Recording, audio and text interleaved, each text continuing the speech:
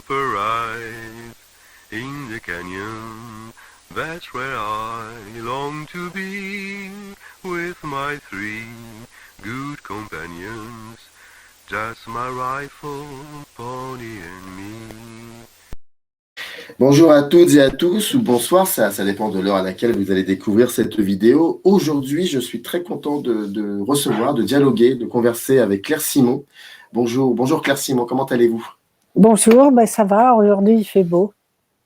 Il fait beau. Alors, moi, il Ouais. fait beau aussi chez moi, mais comme je vous avais expliqué hors champ, j'ai dû faire, enfin, sinon ça aurait été cramé et j'aurais eu peur que vous, en tant que cinéaste, vous fassiez la morale sur les jeux de lumière. Et Dieu sait que la lumière dans vos films elle est très intéressante et c'est assez passionnant. Claire Simon, son dernier film s'appelle Garage des moteurs et des hommes. C'est un documentaire de 70 minutes, si je ne me trompe pas, qui a été vu pour la première fois au Festival du Réel, fin mars, si je ne me trompe pas, et qui sera disponible, enfin, vous pourriez voir début juillet dans une émission sur France 3 qui s'appelle L'heure des début juillet. On n'a pas encore la date, mais quand nous l'aurons, bien évidemment, je renseignerai, j'informerai sur la chaîne. Je suis très content de vous recevoir, Claire, parce que j'avais depuis 98, depuis que j'ai découvert Récréation, qui est un film extraordinaire et fascinant qu'il faut absolument que vous voyez, vous comprendrez un petit peu comment les gens vivent ici et là entre eux, alors que récréation, ça se passe dans une cour de récréation, dans une école maternelle, si je me rappelle bien. Voilà. Et Claire Simon est documentariste. Claire Simon est cinéaste. Il n'y a pas de genre chez elle. Même si elle fait du documentaire, de la fiction, il y a de tout. Elle est cinéaste. Et moi, je me souviens bien une fois vous aviez pris comme lieu la Gare du Nord. Vous avez fait une fiction qui s'appelait Gare du Nord et un documentaire qui s'appelait Géographie humaine. Voilà, c'est un peu comme ça que vous travaillez sur l'image. Et puis, il y a plein de choses à... Puis, j'ai appris récemment que vous aviez aussi travaillé pour la Cinémathèque d'Alger. Donc, je suis très sensible à ça et ça me fait plaisir. Voilà, il y a plein de choses à dire. Je ne sais pas si on aura le temps, mais en tout cas, je vais me taire et je vais juste on va parler de ce film, Garage des moteurs et des hommes, qui est assez incroyable, qui est pour moi vraiment ce que le documentaire devrait être, contrairement à ce qu'aujourd'hui on est affublé, comme ça on est happé par pas mal de documentaires qui se font appeler documentaires, mais qui en fait qui ne font à aucun moment confiance aux spectateurs, c'est-à-dire qu'ils leur servent un récit en travaillant beaucoup sur la mise en scène, en accentuant, en créant des rebondissements, alors que votre film n'est pas dans ce genre de situation-là cinématographique. Au contraire, je trouve que c'est un film qui fait énormément confiance aux spectateurs et qui raconte comme ça une histoire très simple.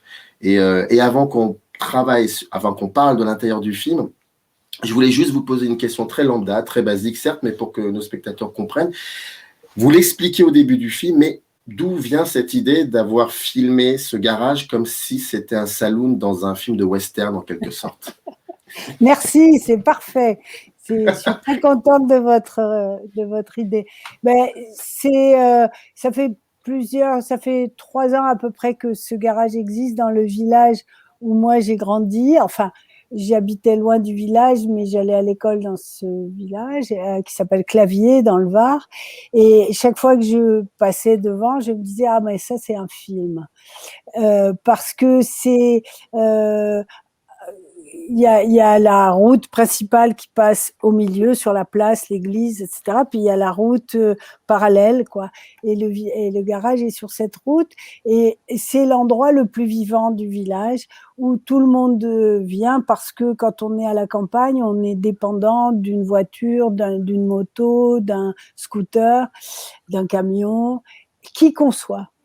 Quelques personnes qu'on soit un touriste, un retraité, un étranger, un plombier, voilà. Et au fond, dans un village, ce qui est très beau, c'est qu'on voit la démocratie, la question de vivre de plusieurs classes, plusieurs familles qui vivent ensemble, des étrangers qui s'intègrent, etc. Et donc, comme toujours, il y a eu une place dans un village. Et bien, la place, c'est ce garage. Voilà. C'est ça que j'avais envie de montrer. Après, c'est un monde masculin. C'est un jeune garagiste qui a fondé son garage dans une grange, presque, on pourrait dire, qu'il a tout installé. Et c'était un ami de ma fille. Moi, j'ai fait, il y a maintenant, il faut dire, c'est très long, ça fait presque 20 ans. J'ai fait un film sur les amours adolescentes de ma fille avec le fils du boulanger de ce village, et qui était aussi d'ailleurs pour France 3 et qui s'appelait 800 kilomètres de différence parce qu'elle était à Paris et que lui, il était dans le Var. Et voilà, j'ai eu envie de montrer le village à l'intérieur du garage. C'est-à-dire comme tout le monde passe, comme tout le monde vient apporter quelque chose, on a comme vous l'avez dit, comme dans un saloon, on a l'image du garage, du village, par les relations qu'il y a dans ce garage. Et puis, il y a la mécanique. Je ne pensais pas du tout que c'était aussi intéressant que ça, la mécanique. Moi, personnellement, je n'ai pas de voiture. C'est pas quelque chose qui me fait rêver.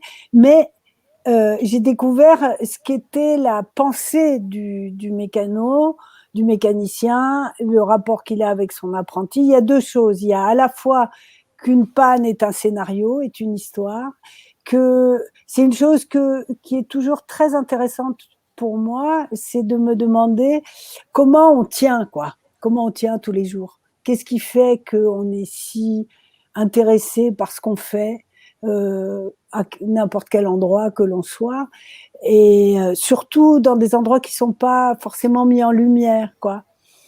Et j'ai découvert que cette lutte que menait Christophe, le nom du garagiste, avec les pannes, était aussi trépidante qu'un scénario qu'un scénario, quoi. Et que, comme je lui disais, à force de le filmer, je lui disais, le film, on pourrait l'appeler le triomphe de la volonté, quoi.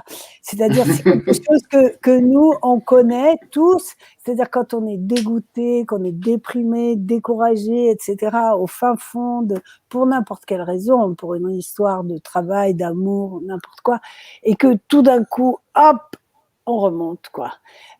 Quelque chose remonte, et puis de nouveau des ennuis, etc. Et ça se passe dans le corps du moteur de la voiture, quand tout d'un coup, alors c'est dans une langue, moi je trouvais ça formidable parce que je comprenais pas un mot de ce qu'il disait, les vilebrequins, les arbres à cames, le cliquet de 10, de 16, etc. Mais en fait, on comprend tout ce qu'ils se disent. Justement, c'est comme une poésie finalement, c'est-à-dire que le dialogue que ce garagiste a avec son apprenti est une espèce de langue purement, qui est très technique, mais qui est aussi très émotionnelle, pleine d'émotions et pleine de sentiments. Et ça, c'est une autre chose que je trouve très intéressante au cinéma, c'est quand on a l'apparition d'une langue.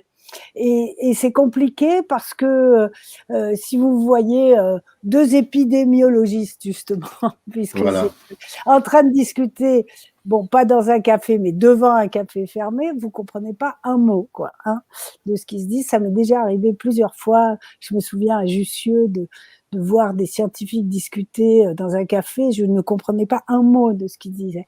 Mais là, ce qui est très intéressant, c'est que alors si on n'est pas mécanicien, on ne comprend pas, on comprend très bien ce qui se passe, et surtout, on comprend les sentiments et la force de conviction qu'il faut avoir. Alors, il y a d'un côté le côté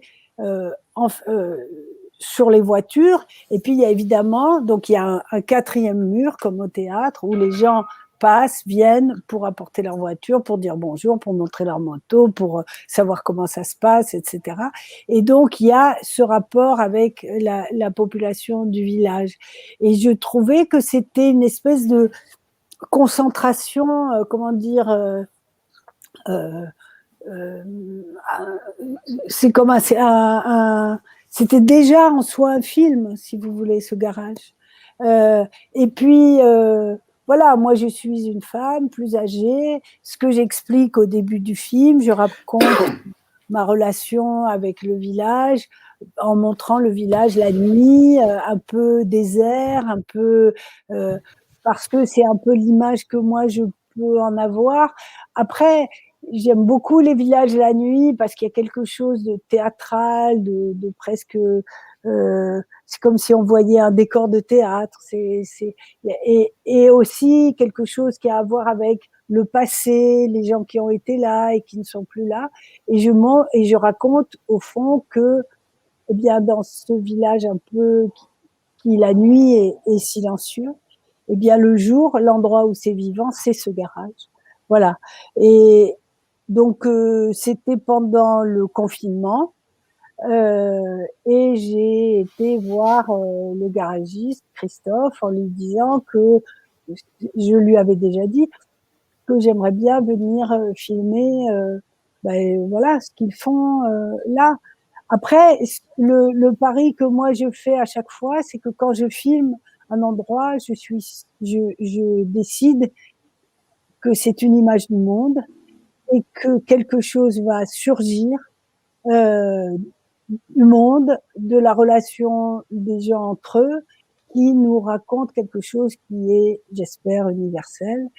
Et c'est ce que j'ai essayé de faire en filmant ce garage pendant quelque temps. J'ai dû en tout tourner 3 semaines à peu près. Je m'adaptais au...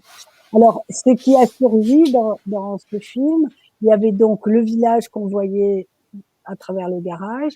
Il y avait la radicalité de mon point de vue qui était de dire on ne sortira pas du garage, on verra tout du point de vue du garage.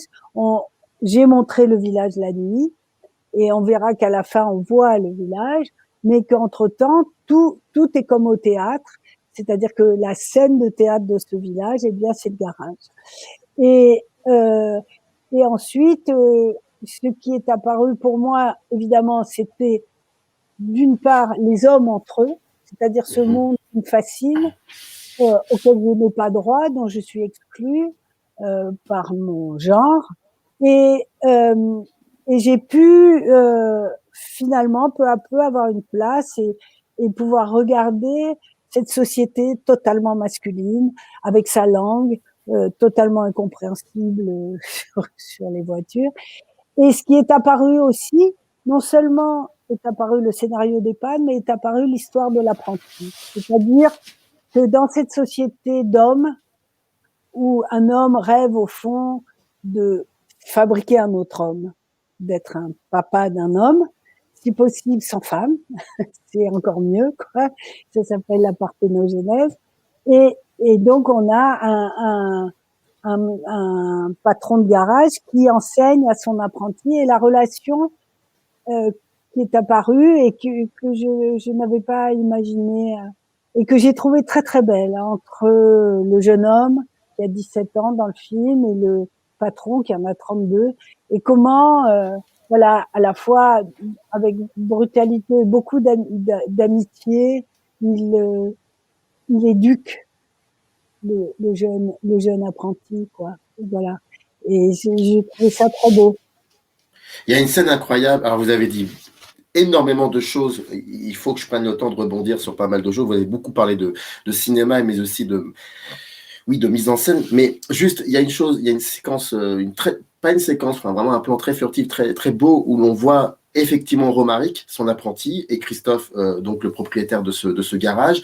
Et il y a une cliente qui a aussi une connaissance de Romaric, et il y a une querelle entre Romaric et qui arrive comme ça d'un seul coup, on s'y attend pas du tout. Et je trouve que elle est très importante cette querelle, parce que selon moi, elle installe réellement le caractère de Romaric à ce moment-là, qui est quelqu'un qui est un peu, pas effacé, mais on a l'impression, si on devait le caractériser, on dirait, bon, c'est un apprenti, il est jeune, il n'est pas très expérimenté, il bricole un peu. Et là, il y a ce moment-là où on voit quelqu'un réellement, et il y a Christophe, qui est donc le patron, qui est celui qui est celui qui doit l'éduquer, qui éduque son regard, qui redit que son léger, qui dit à Romaric, c'est bon, on se calme, ne vous inquiétez pas, allez, on arrête là, on arrête là. C'est un plan, c'est incroyable ce plan. Il est vraiment, il fait partie du film, mais il est très, très, très, il est bouleversant, mais il est déstabilisant ce plan. Parce que j'ai l'impression que à ce moment-là, les rôles de Romaric et de Christophe changent. Enfin, je sais pas comment l'expliquer, mais c'était très, très perturbant ce moment-là. Ouais, et pour moi aussi, ça a été très perturbant parce que c'est arrivé exactement comme ça, d'un coup. Et donc, d'un coup, par rapport au scénario du film que je tournais, ça dit aussi que dans un petit village, si vous êtes fâché avec l'apprenti, ce qui est le cas, C'est compliqué de faire réparer son pneu, quoi. Et donc, ça fait partie aussi du vivre ensemble. C'est-à-dire que, voilà, c'est pas la même chose. Vous voyez, vous êtes à Paris, vous changez de garage et il n'y a pas de problème, quoi, ou n'importe où. Alors que là, non. Là, c'est pas possible. Et ce qui est formidable dans cette scène, je trouve, enfin, qui est tombé du ciel, quoi, c'est que la question, c'est que Romaric, le jeune apprenti, a prêté sa batterie aux copains de cette fille. Et donc, le mot batterie est compris par Christophe et par le spectateur comme batterie de voiture. Et Exactement. il faut au milieu de la colère que Christophe comprend absolument pas de quoi il est question, jusqu'à ce qu'il découvre que Romaric fait de la batterie, qu'il s'agit d'une batterie acoustique et que c'est le problème des cymbales qui coûtent très cher et qui n'ont pas été rendues, etc. Et tout d'un coup, on découvre, que Romaric n'est pas aussi soumis et servile qu'il en a l'air, que peut-être que s'il n'avait pas été apprenti chez Christophe, il serait devenu un voyou, et que, enfin, qu'il était capable d'être un voyou, etc., qu'il est capable de se battre, d'être en colère, d'être furieux. Et on découvre aussi qu'il a fait 2 ans de batterie, qu'il aime ça, etc. Et tout d'un coup, un énorme, comment dire, une énorme part fictionnelle de l'histoire de Romaric surgit comme ça. Et tout d'un coup, il nous paraît quelqu'un de beaucoup plus. Enfin, on comprend que sa volonté d'apprendre, que sa volonté de bien. Après, on le voit ranger les outils avec méthode et tout, parce que voilà. On comprend que ce sont des décisions qu'il a prises, et ça, c'est très très. Moi, ça m'a beaucoup touché sur lui, c'est-à-dire que c'est pas parce qu'il a rien d'autre à faire et qu'il est par là et que tout ça, c'est que non, il a choisi sa vie, c'était formidable, voilà. Donc ça, c'est quelque chose, par exemple, qui est une des splendeurs du documentaire.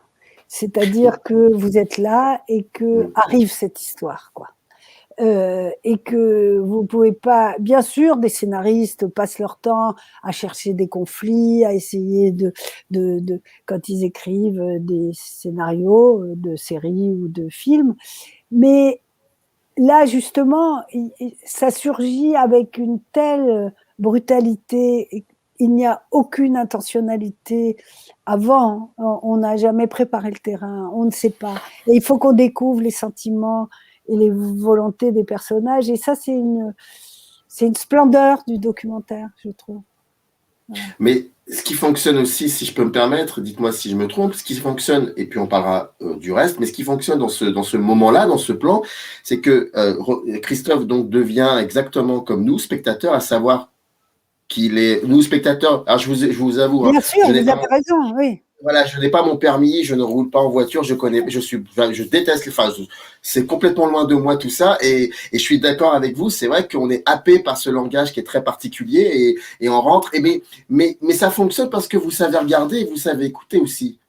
Alors vous allez me dire, oui, mais déjà si on sait ça, on peut faire des documentaires. Et c'est parce que je pense que vous savez regarder. Alors il y a une phrase que vous avez dite une fois, vous avez dit, moi quand je fais un film, plutôt un document, enfin quand je fais un documentaire, un film, alors c'est peut-être abstrait pour quelques spectateurs qui vont nous regarder, mais vous disiez, moi quand je filme, j'ai aussi dans ma tête, dans mes bagages, tout cela, j'ai Godard, j'ai Ford, j'ai tous ces cinéastes-là, donc peut-être qu'il y a ça permet aussi de voir autrement et d'écouter autrement, et n'importe quel langage devient finalement quelque chose de très simple. Et au final, donc, ça devient très simple. Je pense que moi, je suis persuadé que, même si c'est irrationnel pour certains, je suis persuadé que c'est ça qui permet on peut faire un film sur un garage, un endroit, et on peut tout comprendre progressivement.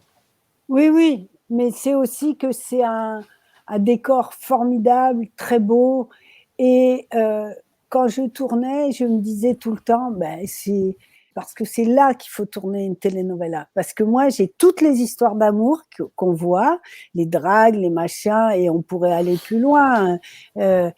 J'ai toutes les histoires de famille qui sont, au fond, telles qu'elles sont racontées souvent. Enfin, on peut pas réduire, mais souvent on a l'impression que toutes les histoires de famille sont ou de couple sont un peu, on les connaît d'avance un peu, c'est comme si on avait toutes les cartes.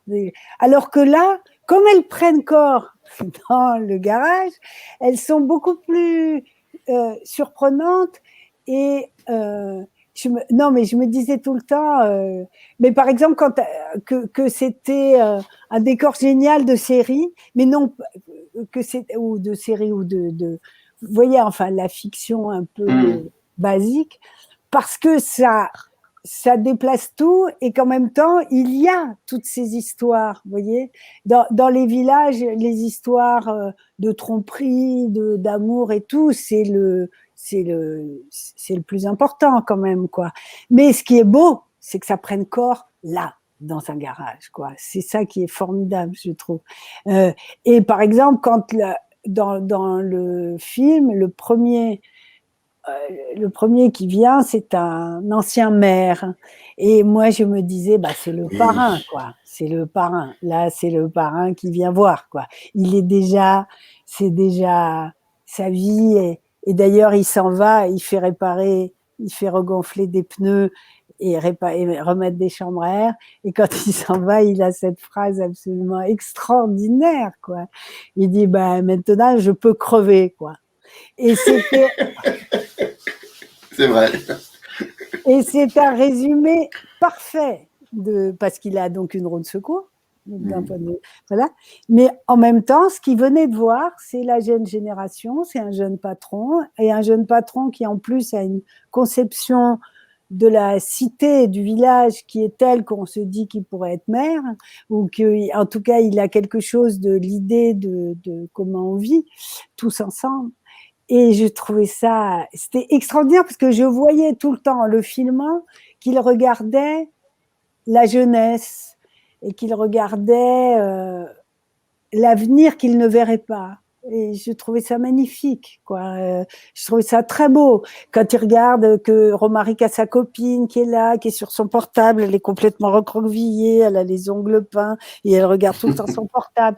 Et il regardait ça, il se disait, ben c'est ça le nouveau monde alors. Et en même temps, Christophe qui essaye d'acheter un camion aux enchères sur Internet tout en réparant des trucs, etc. Et je le voyais comme un homme qui regarde le monde dans lequel il ne va plus rester, quoi. Mais c'est quand même un monde qu'il a essayé de construire parce que si je me trompe pas et si j'ai bien écouté, il a été maire de ce. Bien sûr, 25 ans. Voilà, donc c'est quand même un monde qu'il a essayé de construire et je pense. Alors peut-être qu'il en voit aussi. Non, mais parce que vous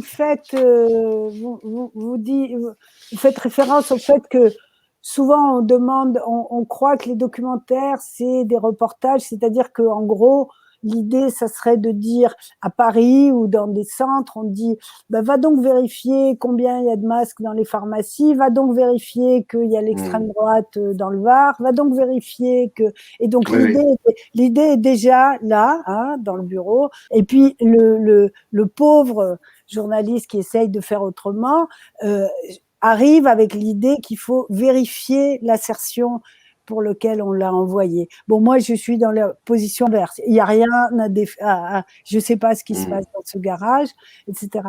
Et je disais ça par rapport au fait que c'est vrai que quand Monsieur Blanc est rentré dans le garage, j'ai pensé au parrain.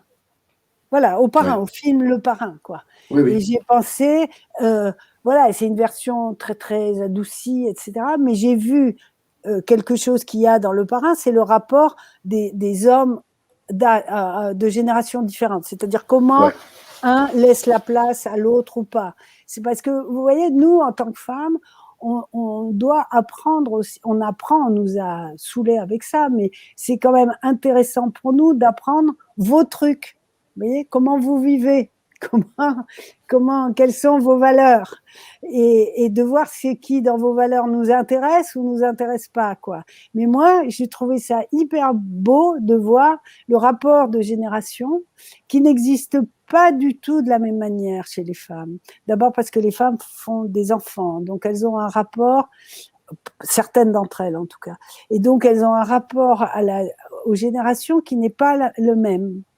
qui passe par le fait que les femmes vivent parfois la vie de leur fille et de leur petite fille, quoi.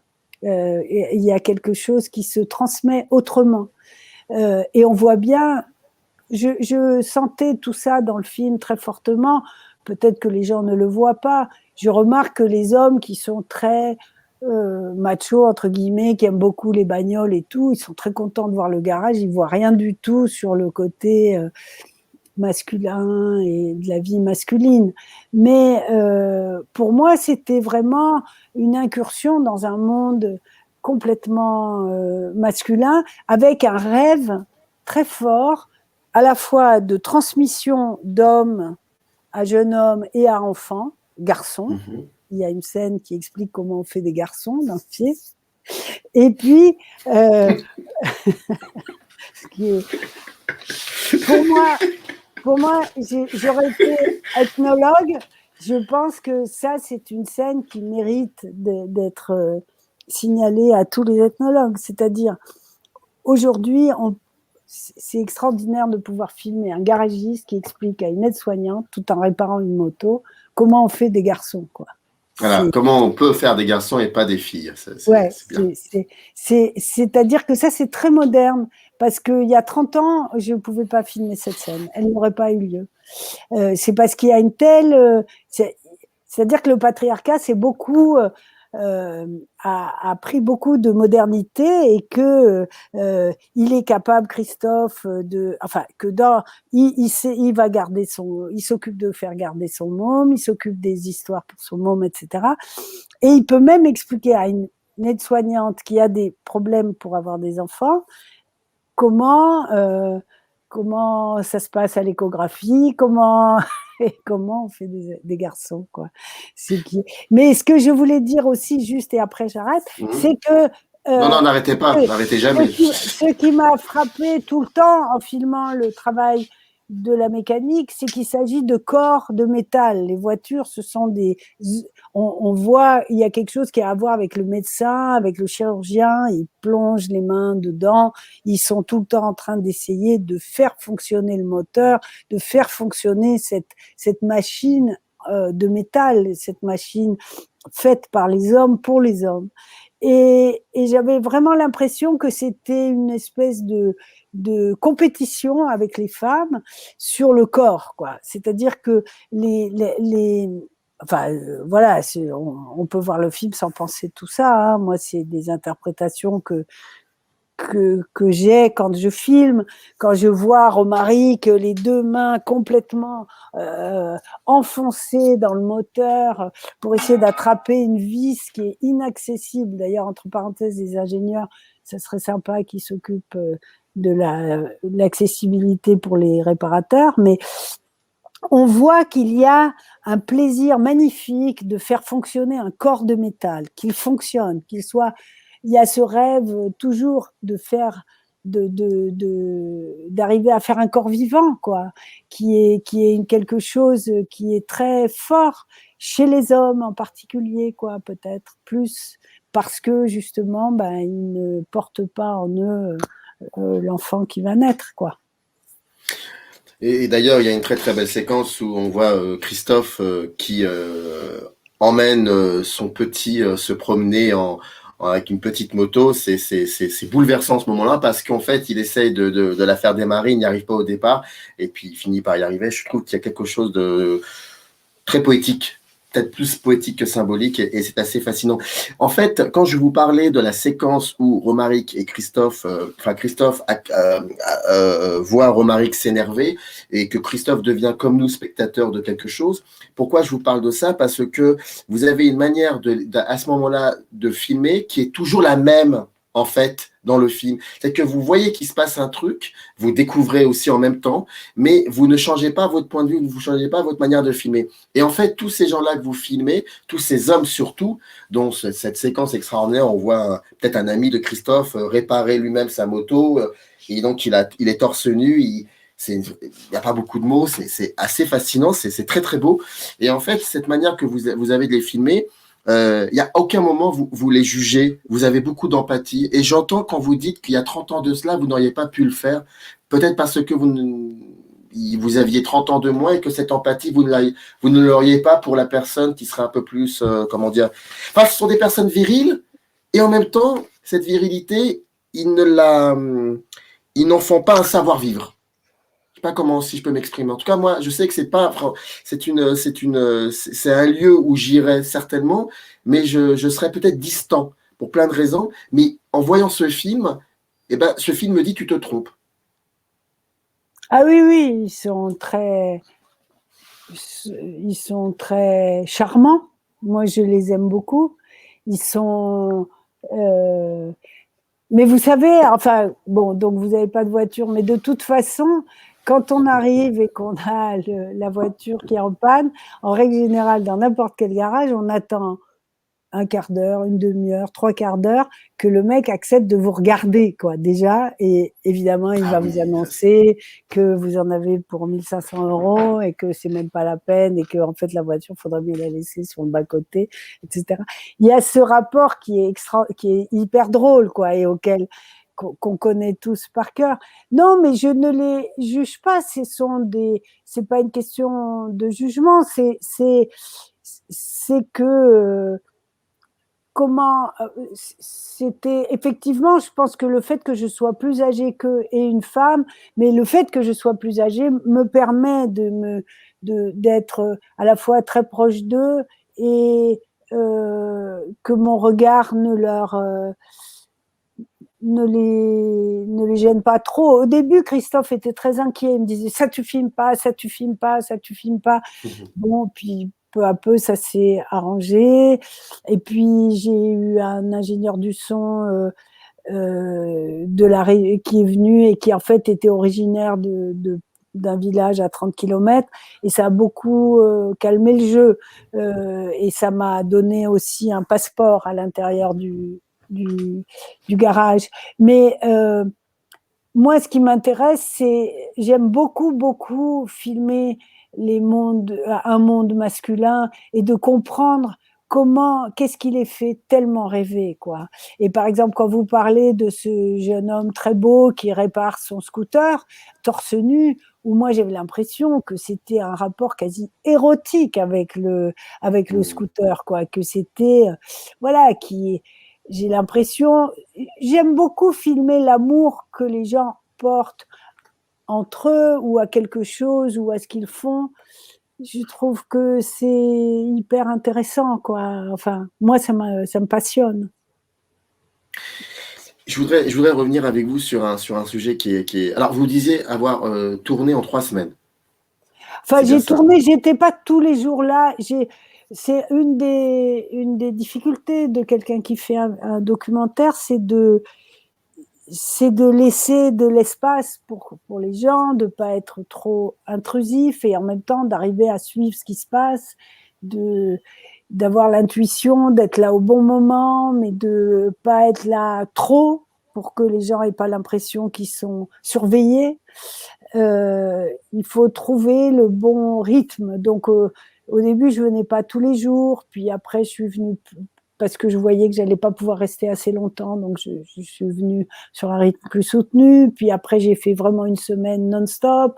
Voilà, c'est des choses que chaque lieu implique un certain rythme et qui dépend aussi beaucoup de ce que les gens peuvent supporter. J'imagine. Et je parlais de ça parce que, pour revenir après aussi au montage, alors vous avez parlé aussi du son, c'est vrai que le son dans le film est très très important et je trouve que c'est un élément de mise en scène assez fascinant. Mais vous avez tourné en tout en 3 semaines. Et pour revenir à l'idée du montage, vous êtes monteuse aussi à la base. Et pourquoi je vous parlais des documentaires au départ? Parce qu'il y a depuis quelques années une espèce de flux comme ça, de documentaires, surtout produits et réalisés chez Netflix. Et beaucoup de gens sont estomaqués, impressionnés par ces documentaires-là. Et je trouve, moi, personnellement, que ce ne sont pas vraiment des documentaires parce que, comme je disais au début de cette émission, ce ne sont pas des films qui font confiance aux spectateurs. Et je pense qu'un un véritable documentaire, c'est d'abord aussi une confiance au spectateur. Un film d'ailleurs, dans tous les sens du terme. Alors que les documentaires qu'on trouve chez Netflix sont extrêmement bien léchés, sont très bien photographiés, sont des objets comme ça très, très, très, très beaux à voir. Mais alors, quand on met cette beauté de côté, encore qu'il faudrait définir ce que c'est que la beauté, et quand on met ça de côté et qu'on commence à s'intéresser un petit peu à comment ça a été construit et élaboré, c'est un cahier des charges qui est rempli par tout le monde. Tous les documentaires sur Netflix se ressemblent, à savoir qu'ils sont étirés sur le temps, c'est-à-dire que c'est en 7, 8, 9 épisodes, alors que ça peut se faire en 2, 3 épisodes, et on comprend que finalement, ils n'ont pas grand-chose à dire, et qui n'ont surtout pas de style, pas de manière, et je ne sais même pas si cette histoire qu'ils racontent a un lien avec ce qu'ils sont eux-mêmes dans la vie si en fait ça leur promet quelque chose de la société. Et là où je veux en venir, c'est que ce que je vois avec vous et d'autres aussi confrères et consoeurs qui font aussi des documentaires, c'est que d'une part vous faites confiance aux spectateurs, et deuxièmement, à aucun moment de par le travail sur le montage, vous recherchez une vérité. Vous la recherchez à tout prix. Alors que quand je vois vos films, la vérité, vous ne la recherchez pas. Elle est là, la vérité. Vous la filmez simplement et puis bon, vous mentez par rapport à pour travailler sur le rythme. Alors que ces documentaires sur Netflix, qui sont légion, mais vraiment légion, eux, ils ont toujours dans l'idée de rechercher la vérité. Et en recherchant cette vérité, finalement, ils s'éloignent de tout. Et c'est pour ça que je faisais la comparaison, parce que je trouve que malheureusement, on en voit beaucoup trop, et malheureusement, beaucoup trop pensent que c'est ça, le documentaire, alors que pour moi, ce sont juste des reportages de luxe. Et c'est là où je voulais en venir. Donc, autant que vous avez travaillé sur 3 semaines au niveau du tournage, comment s'est déroulé le montage? Est-ce que vous aviez déjà une idée du rythme que vous vouliez imposer à ce film par rapport à ce lieu, ou ça a été long, extrêmement long? Voilà, donc documentaire Netflix et montage. C'est-à-dire que je vais d'abord répondre à la question, enfin, il y a documentaire Netflix, mais il y a documentaire festival aussi. Il y a c'est-à-dire que le documentaire emmerde profondément les professionnels de la profession partout dans le monde, parce que c'est un cinéma dont les cinéastes, enfin, c'est-à-dire que le cinéaste s'efface en fait par rapport, en fait, c'est que vous voyez bien, mais il y a beaucoup de critiques qui ne voient pas très bien comment c'est construit, et ça fait rien, parce que dans un documentaire qui est beau, prenons un film de Wiseman ou un film, voilà, en fait, ce qui est extraordinaire, c'est que c'est vrai et qu'on n'en revient pas de voir combien, par exemple, je ne sais pas combien dans le film sur le musée à Londres là, de Wiseman, combien il découvre une chose que personne n'a jamais dite, mais il ne le dira jamais,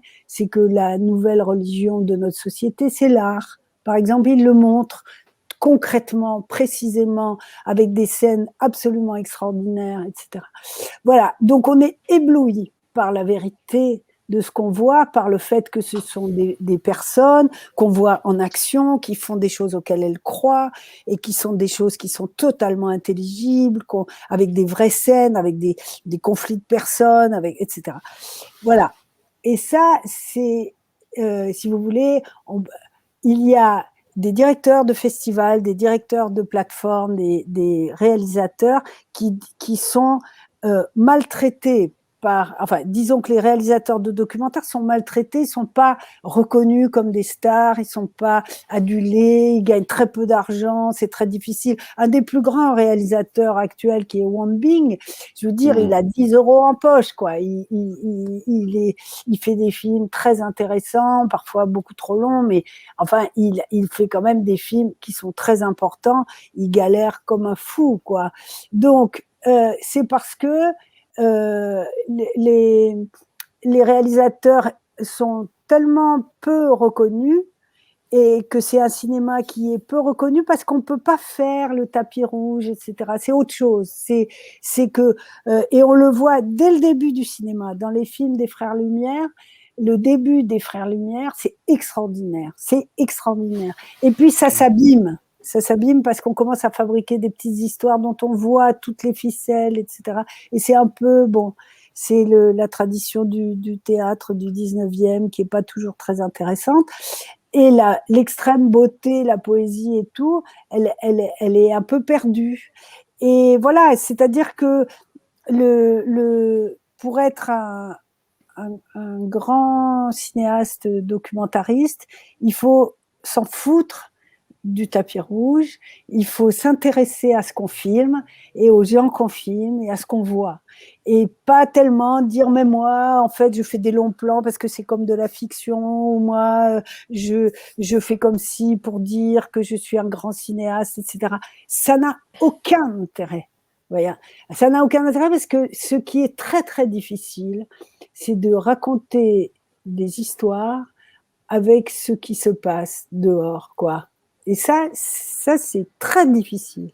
C'est beaucoup plus difficile que de dire j'ai des bonnes idées, quoi. Des idées, c'est facile d'en avoir, quoi. Vous voyez, mais arriver à ce qu'on raconte ce qui est en jeu de la vie des humains dans tel ou tel endroit ou dans telle ou telle situation, ça demande beaucoup d'attention, de foi. Il faut croire. Il faut croire que c'est là. Il faut y croire. Or, si vous voulez, ça demande de l'énergie et c'est plus facile de dire je suis une star, je suis très bien payée, je fais des beaux plans, voilà, on prend de grosses caméras, on a beaucoup d'argent, c'est très bien. Mais c'est pas que ça. Moi, je vote pour les Oscars, donc je vois les films documentaires qui sont présentés aux Oscars. Il y a du très mauvais, mais il y a du très beau aussi. Hein. Il y a des gens qui, dans le monde, font des films formidables, justement, avec ce défi. C'est un challenge énorme, vous voyez. Enfin, je veux dire, on admire John Ford, mais imaginez qu'il le fasse en documentaire. C'est pas de la tarte, hein, de raconter La prisonnière du désert en documentaire, vous voyez. Ah bah alors là, je suis très ému que vous dites ça parce que c'est mon film préféré de tous les temps. C'est terrible ça, c'est incroyable. Vous êtes devenu ma nouvelle meilleure amie, comme on dit. Mais je suis d'accord avec vous, hein. C'est pas évident. Voilà. Donc, en fait, le défi est énorme. Il est énorme. Et donc, voilà, on voit des intermédiaires dans les chaînes, des programmateurs, qui sont un peu désarçonnés parce que souvent ils ne savent pas quoi penser des films, parce que il y a beaucoup de films qui sont moyens aussi, il y a beaucoup de films et puis il y a peut-être une inculture sur tout. Ce qui est très beau dans le documentaire, c'est que chaque film implique une nouvelle forme, mais on n'y arrive pas comme ça. C'est-à-dire que on sait que alors on va vous dire, soit vous faites des interviews. Alors à la télé, c'est très simple, hein, vous faites des interviews, vous mettez un peu des trucs au milieu, puis ça fait un documentaire. N'importe quoi, que vous traitiez de la guerre d'Algérie, de Daesh, n'importe quoi, c'est pareil. Il y a un système, voilà. Alors chez Netflix, ils sont un peu plus sophistiqués, mais c'est vrai que la question de la reconnaissance est au cœur du problème, c'est-à-dire la reconnaissance de l'intermédiaire qui finance, la télé, la plateforme, le programmateur, le directeur de festival, et puis la reconnaissance du réalisateur. Bon, nous, les gens qui aimons profondément le documentaire, on est un peu comme des missionnaires, on s'en fout. On a décidé que tant pis, qu'on serait pauvre et que ce qui nous intéresse, c'est le cinéma, c'est autre chose. Vous voyez, on est des aristos pauvres. C'est ça. On s'en fout. Si vous voulez, tant pis. Mais je vois, il y a une grosse mode, par exemple, des films très ennuyeux, où les gens font des dispositifs très compliqués, tout, on comprend rien à ce qu'ils veulent raconter parce que ils sont obnubilés par une image d'eux-mêmes. Si vous voulez, quand vous faites un film en documentaire, vous ne pouvez pas être obnubilé par vous-même. Vous ne pouvez être obnubilé que parce que vous filmez. Et c'est une autre idée, quoi. C'est-à-dire, vous projetez pas votre image sur le monde, c'est vous essayez de comprendre ce qu'est le monde et où sont les histoires, les conflits et comment est-ce que ça peut fabriquer un film, une histoire, quelque chose qui se tient, quelque chose que l'autre peut comprendre, et que ben voilà, moi j'ai passé 5 ans à la Gare du Nord, j'y ai fait 2 films et un site web, et je voulais faire une pièce de théâtre. Mais tout le monde passe pas 5 ans à la Gare du Nord, donc moi je suis comme déléguée, si vous voulez, par la société pour en savoir un peu plus sur les gens qui se croisent à la gare. De la même manière, je passais 1 an dans le bois de Vincennes. Bon ben tout le monde s'est mis, ah putain, mais je ne savais pas qu'il y avait tous ces gens qui faisaient ça, etc. Voilà. Donc moi, je me légitime moi-même en me disant, ben, je fais ce que plein de gens ont envie de voir, de savoir. Mais vous voyez, je peux pas aller au bois de Vincennes en me regardant dans la glace, quoi. Je ne peux que chercher les gens qui vont me raconter quelque chose de ce que j'avais appelé le bien, c'est-à-dire qu'ils y vont pour se faire plaisir, parce que par rapport à des choses auxquelles ils croient, qu'ils trouvent belles dans la vie, etc. Donc c'est tout à fait. Mais le documentaire suppose qu'on y croit complètement, qu'on croit que là il y a un film et qu'on s'en occupe de savoir s'il y a un film, vous voyez, et ça veut dire qu'on s'occupe de ceux qu'on filme, des gens qu'on filme, qu'on les cherche, qu'on ait un rapport avec eux, qu'on arrive à, voilà. Et évidemment, c'est pas la taille de la caméra qui décide de ça, c'est pas le financement, c'est pas la voix du commentateur, c'est pas parce que c'est un acteur qui va dire le commentaire que le film va être bien, etc. C'est ce qui est raconté dans le film, et donc c'est et moi, peut-être que je suis sensible particulièrement à ça parce que je suis une femme, et que quand j'ai voulu faire du cinéma, les hommes friment beaucoup, sont très importants, ils ont des places de réalisateurs, de producteurs, etc. Et moi, je me suis dit que ce qui était important, et j'ai commencé ma carrière comme monteuse, comme assistante, stagiaire, etc. Ce qui est important, c'est ce qui se passe dans l'image, vous voyez ? Et donc, par exemple, ce qui renverse la vapeur dans un tournage, c'est quand, fiction ou documentaire, c'est quand on ne s'occupe que de ce qui est devant la caméra. Or, les gens dont vous parlez, ils s'occupent de ce qui est derrière, c'est-à-dire voyez, du fauteuil, du producteur, etc. Bon, ça fait tourner l'industrie, hein. C'est pour faire envie aux gens que c'est bien d'être réalisateur, mais ça fait pas des bons films, ouais. C'est sûr. Ça fait pas des bons films. On va arrêter là. Ça fait j'avais dit entre une demi-heure et 3/4 d'heure, et si je continue encore, on serait pour toute la matinée.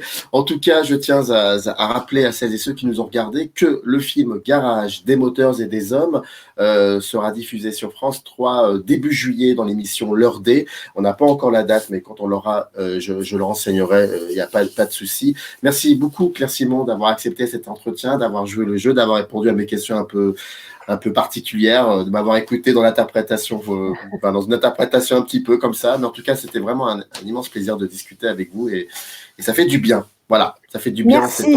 en ces temps un peu incertains. Ouais. Je vous souhaite une très bonne journée. Puis celles et ceux qui ont regardé cette vidéo, n'hésitez pas à aller sur le site aussi du Festival du cinéma du Ray. Il y a pas mal de choses assez intéressantes. Et puis, n'oubliez pas, rendez-vous l'heure D, début juillet, Garage, des moteurs et des hommes. C'est un documentaire passionnant. Merci beaucoup, Claire Simon. Très bonne fin de journée à vous. Merci, c'était un plaisir. Up arise in the canyon, that's where I long to be, with my 3 good companions, just my rifle, pony.